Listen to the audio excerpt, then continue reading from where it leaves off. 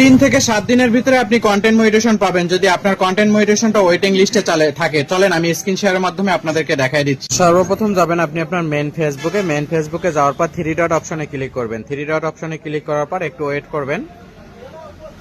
এরপরে আপনি আবার নিচে ক্লিক করবেন। নিচে ক্লিক করার পরে এখানে সেটিংস এন্ড প্রাইভেসিতে ক্লিক করার পরে সেটিংসে ক্লিক করবেন। সেটিংসে ক্লিক করার পর নিচে আসবেন।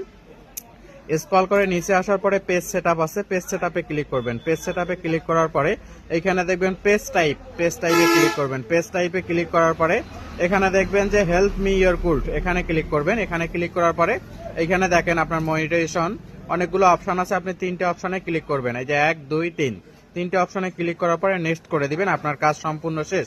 এখন কনফার্ম করে দিবেন। কনফার্ম করে দেওয়ার পর আপনার এখানে দেখেন 7 দিন লেগছে। ফেসবুক আপনার পেজটাকে ভিজিট করবে 3 থেকে 7 দিন। এর ভিতরে যদি আপনার পেজটা ভালো থাকে এবং আপনার যদি নিজের অর্থায়নে ভিডিও হয় তাহলে অবশ্যই আপনাকে 3 থেকে 7 দিনে কন্টেন্ট মনিটাইজেশন দিয়ে দিবে। ভিডিওটা শেয়ার করে দিন।